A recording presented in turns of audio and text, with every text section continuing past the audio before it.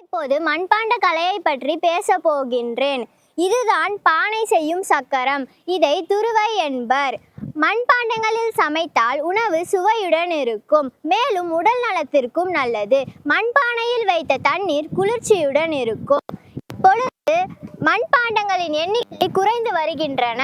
ஆனால் திருவிழாக்களிலும் சமய சடங்குகளிலும் மண்பாண்டங்களை பயன்படுத்துவது சற்று ஆறுதலாக இருக்கின்றன.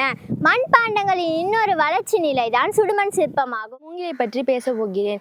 மூங்கிலை கொண்டு பல வகையான கைவினைப் பொருட்கள் செய்யப்படுகின்றன. கல் மூங்கில், மலை மூங்கில், கூட்டு மூங்கில் என 3 வகை மூங்கில்கள் உண்டு. அவற்றுள் கூட்டு மூங்கிலே கைவினைப் பொருட்கள் செய்வதற்கு ஏற்றவை. மட்டைக்குடை, தட்டைக்குடை, முறம், ஏணி, சதுரத்தட்டு, கூரைத்தட்டு, தெருக்கூட்டும் துடப்பம், மாடுகளுக்கான மூன்று பெட்டி, பழக்குடை, பூக்குடை, கால்நடைக்கு மருந்து புகட்டும் குழாய் என எத்தனையோ பொருட்கள் மூங்கிலின் மூலம் செய்யப்படுகின்றன. பாய்களில் பல வகை உண்டு.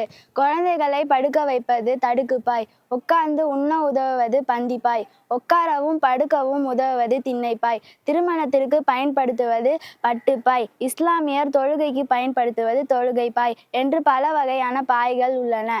இதனை புறநானூறு கூம்போடு மீப்பாய் கலையாயாது என்னும் அடியால் சுருக்கப்படுகிறது.